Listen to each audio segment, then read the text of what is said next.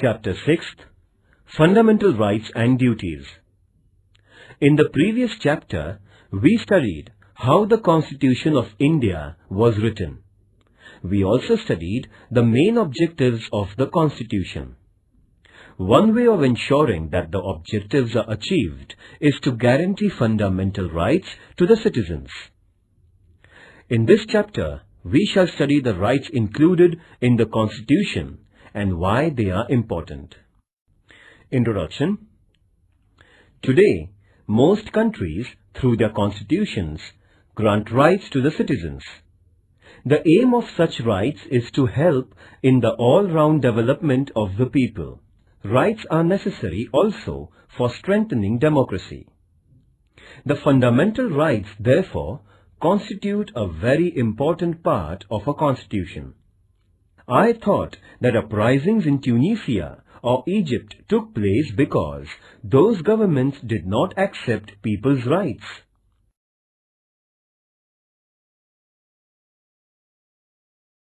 A.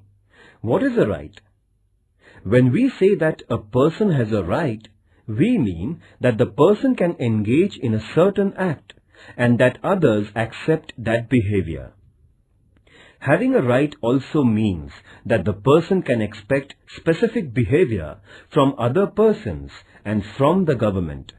Thus, rights can come into being only when other members of society and the government accept certain obligations. You must have seen that there is a silence zone near hospitals. This is a regulation local authorities declare that you cannot blow horns while passing through the silence zone.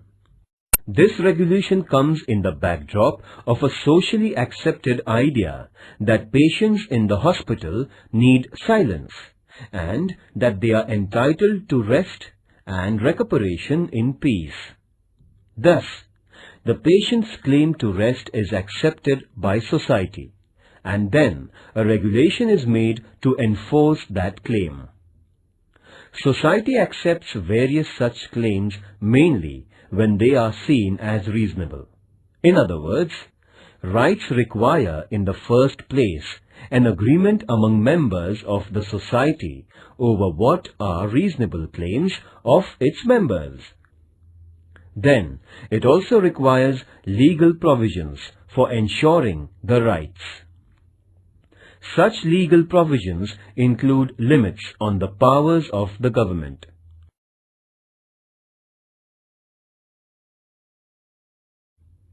As you will learn later in Standard 10th, limits on the powers of government are seen as an important component of democracy. By agreeing to have limits on the government, a society ensures democratic government. When there are no limitations on government's powers, there is no democracy. I had heard of this word democracy, but did not know that it was related to rights.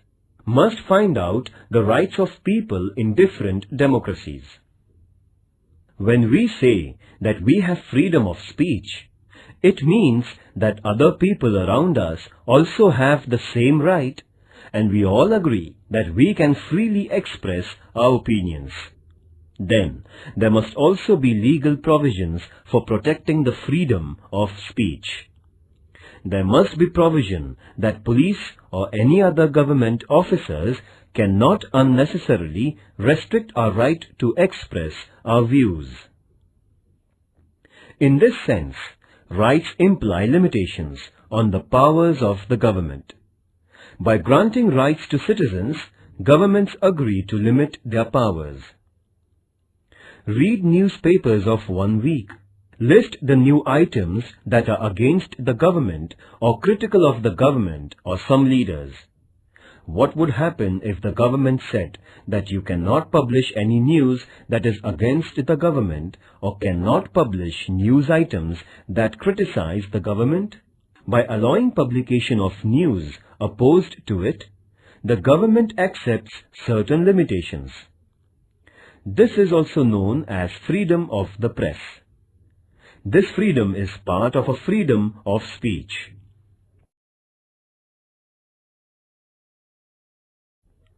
But granting these rights was not an easy or straightforward process. In many countries, people engaged in struggles with their rulers for long periods before they could get their rights. When the Constitution of the United States was written in 1787, the idea of rights also existed. But that Constitution originally did not mention any rights because makers of that Constitution felt that rights are already there and do not need mention in the Constitution. But on the demands of citizens, a Bill of Rights was subsequently included in the US Constitution, that is, in 1791. Since that time, it has become customary to include rights in the Constitution of a country. The Constitution of India includes a detailed list of rights. These are called fundamental rights. This means that these rights are of fundamental importance. They are so important that the government cannot take away these rights. Long back in 1215, the British monarch had to agree to some restrictions over the monarchical powers. This agreement is famous as the Magna Charta, a charter agreed by the king. Even after this, there were many struggles in England between the people and the monarch.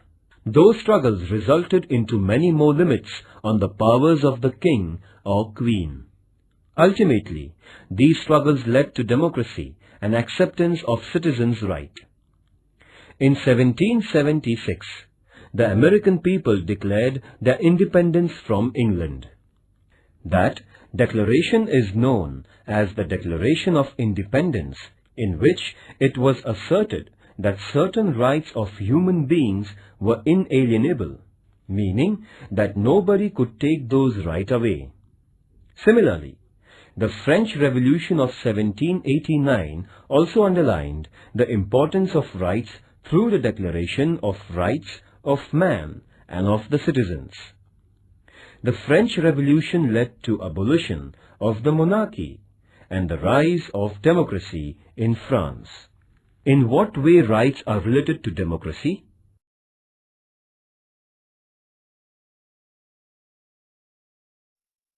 Educational and cultural rights. India is full of diversity. People in a country speak different languages, follow different religions, adopt different cultural practices, and celebrate different festivals. This is possible only when we do not force people to give up their own cultural practices and adopt the culture of the majority. In every part of the country, some cultural or linguistic groups will be in a minority. Do they have to follow the culture of the majority? Freedom means that minorities should be free to adopt and practice their own culture. The Constitution has guaranteed such cultural diversity by protecting educational and cultural rights of minorities. A group belonging to language-based minority or religious minority will have the right to protect its culture and to form educational institutions.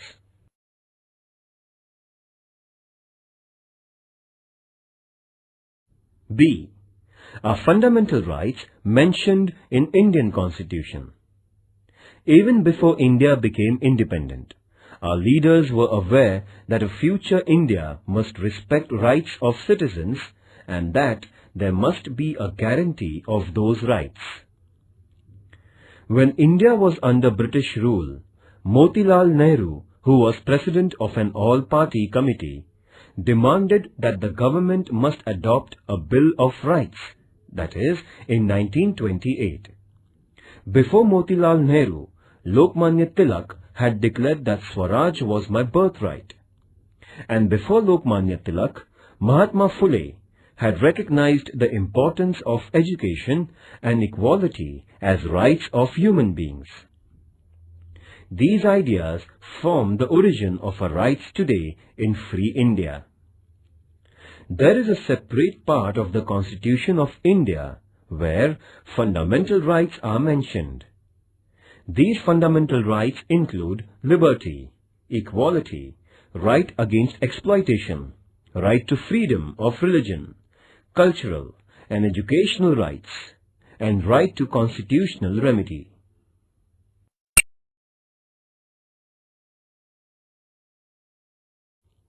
C. Human rights. It is now internationally accepted that every human being has certain rights. These are described as human rights. It is also accepted now that human rights should be adopted and guaranteed by every country, and necessary mechanism for protection of human rights should be created. In the year 1948, the United Nations adopted the Universal Declaration of Human Rights, 10th December 1948. This day is celebrated every year as Human Rights Day. Later, in 1966, the General Assembly of United Nations adopted the International Covenant of Economic, Social and Cultural Rights, and many countries have signed that agreement. According to the international norm, India has created the National Human Rights Commission in 1993. The Universal Declaration of Human Rights lists many important rights. These include individual freedoms such as freedom of speech, movement, etc., right to equality, cultural rights, and freedom of religion. Besides this, Declaration also includes wide-ranging rights such as right to work, right to rest and leisure, right to education, etc. The purpose is to ensure a balanced development of every individual and ensuring equal worth of all persons. Dignity and justice for all of us, this is the motto of the Universal Declaration of Human Rights. Activity. Using Internet, find out countries that have adopted the Declaration of Human Rights. For information about the number of countries that have signed the International Covenant, access the UN website.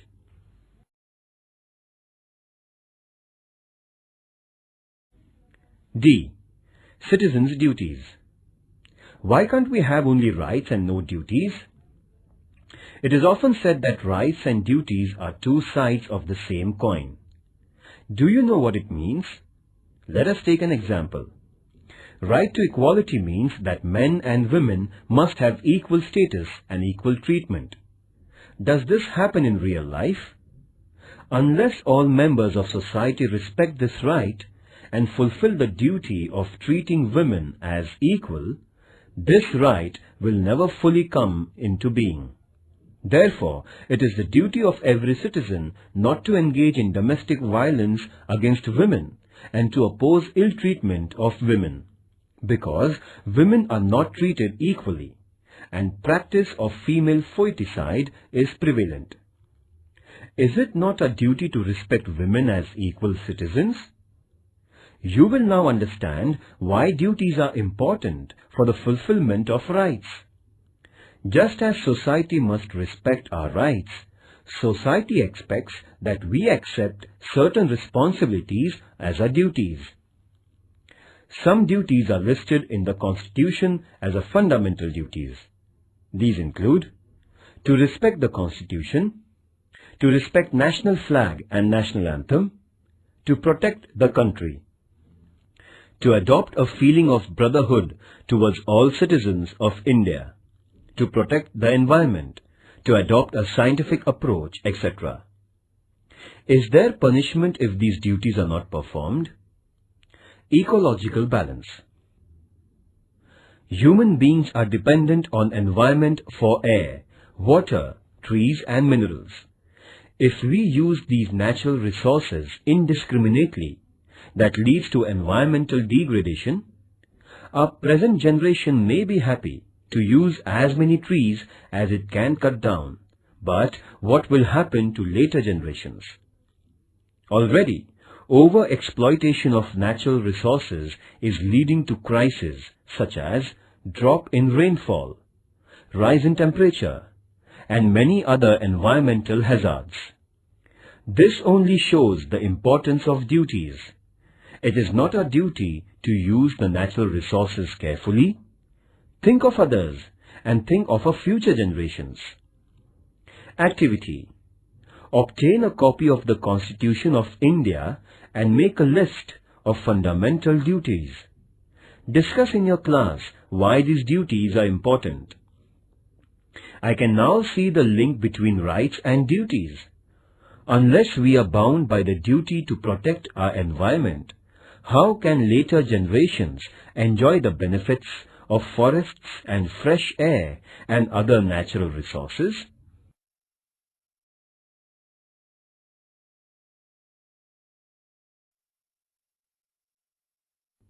Right to equality.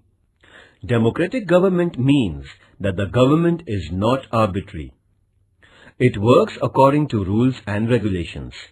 But what if rules were only applied to some people and not to some others?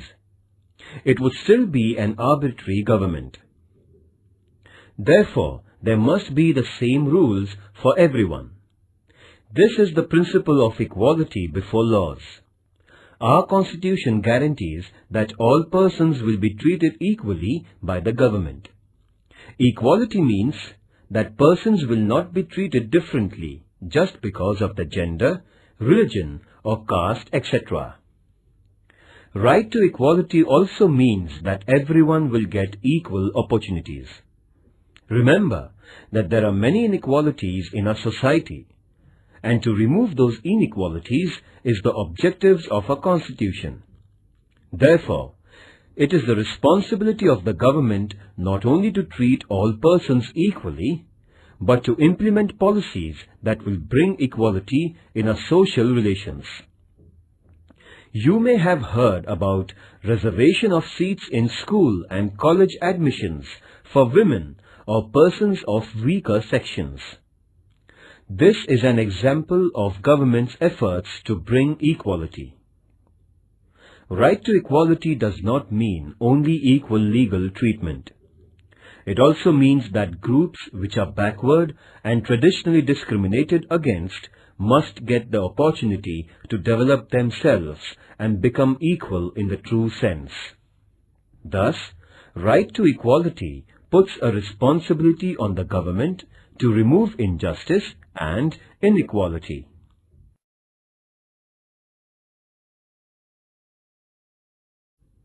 Right to freedom of religion.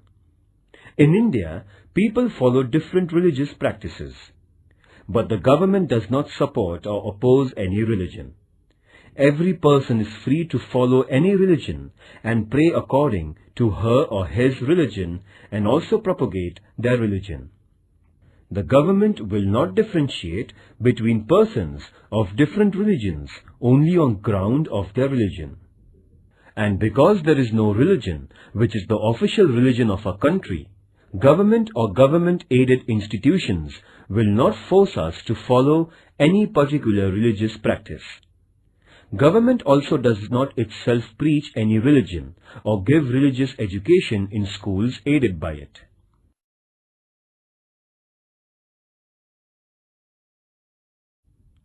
Right to information.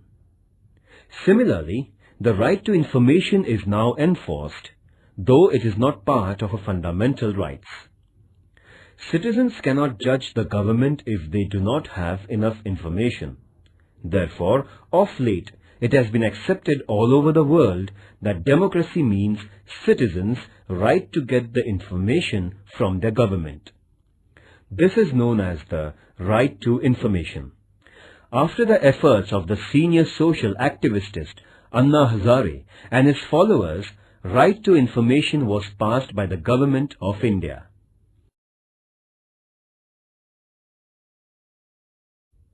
Right to liberty. Right to life is one of the most important rights of the individual. Our Constitution guarantees this right.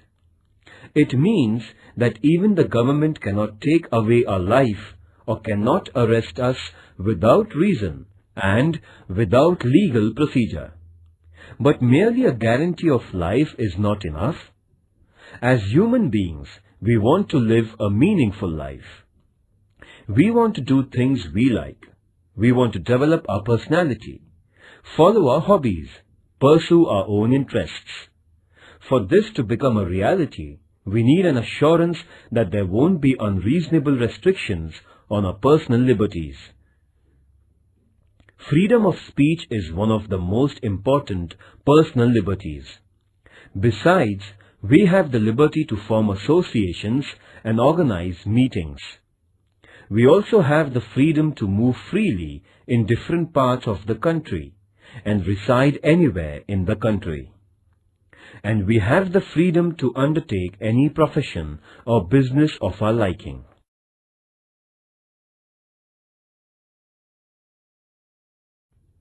Right to constitutional protection. So far we listed the rights guaranteed by the Constitution. But what do we mean by guarantee? If our right is violated, we can go to the government for protection. But what will happen if some officer or the government itself violated or did not respect our rights? In such situation, we have the right to move the courts. This is also called as right to constitutional remedy. Court will decide if the government has wrongly interfered with our rights, and if so, ask the government not to do so. Judiciary is the protector of our rights. This provision makes our fundamental rights truly guaranteed. First, what is the importance of right to equality? Second, why is the right to constitutional remedy the most important right? Activity. Imagine we had right to liberty but not the right to equality. What would be the result?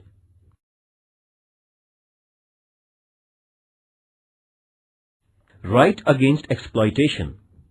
Both liberty and equality will be violated if some people are forced by others to undertake some work against their wishes.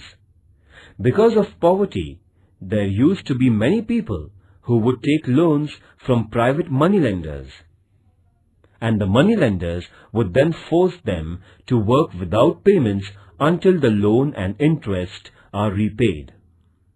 This practice was known as forced labor or wait. The Constitution has declared such practices as illegal. There will be no slavery in any form, and nobody will be treated as a bonded labor. Another fallout of poverty is that children from poor families are required to undertake work and earn money. As a result, children are sometimes employed in very hard and dangerous jobs, such as the job of making firecrackers. The Constitution has banned such practices because these involve exploitation of children. Children below the age of 14 years of age cannot be employed in hazardous jobs.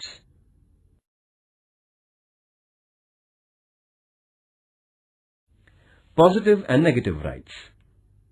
Rights are necessary for our personal development. They are necessary also for the well-being of the society. Rights ensure that weaker and backward sections of society get opportunities to improve their condition. The right to equality is very important in this respect. Thus, some rights are limitations or restrictions on the powers of the government, while some rights mandate that the government adopts policies for the well-being of weaker and needy sections. In this sense, rights are responsibility of the government and the society to make sure that various services and facilities reach all sections. So, our rights are twofold. Some rights are restrictions on government, what the government cannot and should not be doing. Let us call them negative rights, because they tell us what the government should not do. On the other hand, some rights tell what the government should do. These are positive rights. Right to education, for instance, is a positive right. On the other hand, freedom of speech is a negative right, meaning that it states that government cannot put unreasonable restrictions on a freedom of speech.